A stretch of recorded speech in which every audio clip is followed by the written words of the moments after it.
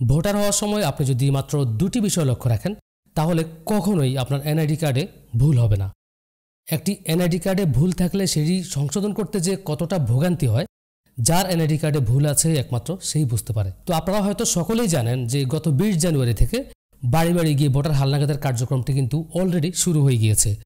তো এখন কথা হচ্ছে যে আপনি কোন দুইটি কাজ করলে আপনার ভোটার আইডি কার্ডে ভুল হওয়ার সম্ভাবনা থাকবে না। তো আজকের ভিডিওতে আমি জানাবো যে আপনি কোন দুইটি বিষয় লক্ষ্য করলে কখনোই আপনার ভোটার আইডি কার্ডে ভুল হবে না। আর আমাদের এনআইডি কার্ডে যে ভুলগুলো হয় সেই ভুলগুলো কিন্তু দুটি কারণে হয়ে থাকে। প্রথমত হচ্ছে যেই লোকটি আপনার বাড়িতে গিয়ে তথ্য সংগ্রহ করে, প্রথম ভুলটি সেখান থেকে হয়। দ্বিতীয় ভুলটি হচ্ছে যখন আপনি ছবি তোলেন অথবা বায়োমেট্রিক সম্পন্ন করতে চান, সেখানে যিনি ডাটা এন্ট্রি করে সেই ডাটা এন্ট্রি অপারেটর আরেকটি ভুল করে থাকে। দুটি জায়গা থেকেই আপনার এনআইডি কার্ডে ভুল হওয়ার সম্ভাবনা থেকে যায়। তো আপনি যদি একটু সচেতন হন তাহলে কিন্তু আপনার এনআইডি কার্ডে ভুল হবে না। তো প্রথমত হচ্ছে যখন আপনার বাড়িতে তথ্য সংগ্রহ করার জন্য তথ্য সংগ্রহকারী আসবে, আপনি যেটা করবেন তার কাছ থেকে ফর্মটি নিয়ে নেবেন। নিয়ে আপনি চেষ্টা করবেন নিজের ফর্মটিকে নিজেই ফিল আপ করতে। যেমন আপনার বাড়িতে যখন তথ্য সংগ্রহকারী আসবে তখন কিন্তু সে ঠিক এরকম একটি ফর্ম ফিল আপ করবে। এটা উভয় পৃষ্ঠার একটি ফর্ম, এটা কিন্তু সে ফিল আপ করবে। আপনি যদি নিজের ফর্মটিকে নিজেই ফিল আপ করতে পারেন তাহলে কিন্তু ভুল হওয়ার কোনো ধরনের চান্স থাকবে না। কারণ আপনি নিজে যখন ফিল আপ করবেন আপনি জেনে শুনে নিজের নাম ভুল লিখবেন না, জেনে শুনে পিতামাতার নাম ভুল লিখবেন না, জেনে শুনে আপনি আপনার জন্ম তারিখ বা ঠিকানা কোনো কিছুই ভুল লিখবেন না।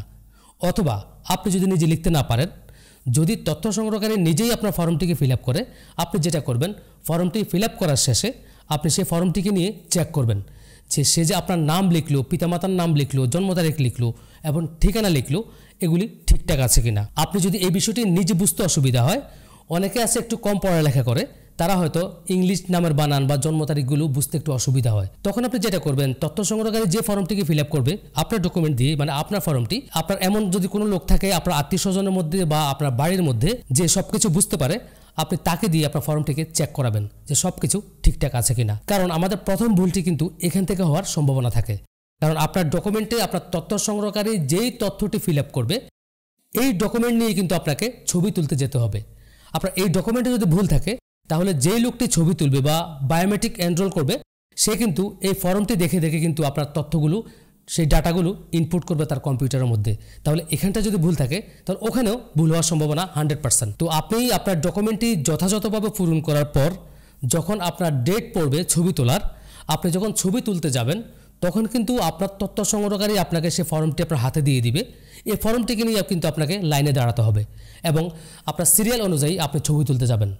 ছবি তুলতে যখন আপনি যাবেন, যিনি ডাটা এন্ট্রি করবে আপনি তাকে অবশ্যই রিকোয়েস্ট করবেন যে আমার নাম, পিতামাতার নাম এবং জন্ম তারিখ, বিশেষ করে এই 4টা জিনিস, এগুলি আপনি যখন ফিল আপ করবেন ফাইনালি সাবমিট দেওয়ার আগে আমাকে একবার দেখাবেন। আপনি আপনার নাম, পিতার নাম, মাতার নাম এবং জন্ম তারিখ, এই জিনিসগুলো কিন্তু একবার দেখলেই আপনি বুঝতে পারবেন সঠিক আছে বা ভুল আছে কিনা।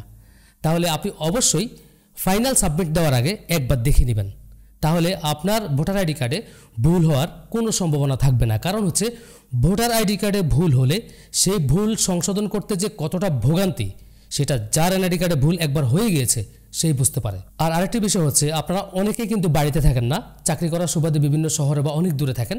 আপনারা যেটা করবেন, যেহেতু শুধুমাত্র এখন তথ্য সংগ্রহ চলছে এবং ছবি তোলার ডেট কিন্তু পরে জানিয়ে দেওয়া হবে, এখন আপনি যেটা করবেন আপনার পরিবারের কারো মাধ্যমে আপনার ডকুমেন্টগুলি তথ্য সংগ্রহকারীর কাছে পৌঁছানোর ব্যবস্থা করবেন। উনি আপনার ডকুমেন্টটি ফিল আপ করে সিরিয়াল নাম্বার দিয়ে রেখে দিবেন। আপনি যেটা করবেন, যেদিন আপনার ছবি তোলার ডেট পড়বে, মানে বায়োমেট্রিক এনরোল করার ডেট পড়বে, সেদিন শুধুমাত্র আপনি আপনার স্থায়ী ঠিকানা, মানে আপনার বাড়িতে এসে আপনি ছবি তুলতে পারবেন। তাহলে আপনার ঝামেলা একটু কম হবে। কারণ আপনারা অনেকে আমার আগের ভিডিওতে কমেন্ট করেছেন যে আমরা তো বাড়িতে থাকি না, আমরা একটু দূরে থাকি, আমরা কীভাবে ভোটার হব। তো আপনি চাইলে এই পন্থাটি অবলম্বন করতে পারেন। আপনার ডকুমেন্টগুলো আপনি কারো মাধ্যমে পাঠিয়ে দিবেন আপনার তথ্য সংগ্রহকারীর কাছে, তিনি যথাযথভাবে তথ্যগুলো সংগ্রহ করে রাখবেন এবং যেদিন আপনার ছবি তোলার ডেট পড়বে সেদিন আপনি এসে ছবি তুলে বা বায়োমেট্রিক কমপ্লিট করে আপনি চলে যাবেন। তাহলে আপনার জন্য এটি সুবিধা হয়। তাহলে এই ভিডিওটির মাধ্যমে আমি আপনাদেরকে দুটি মেসেজ দিয়েছি।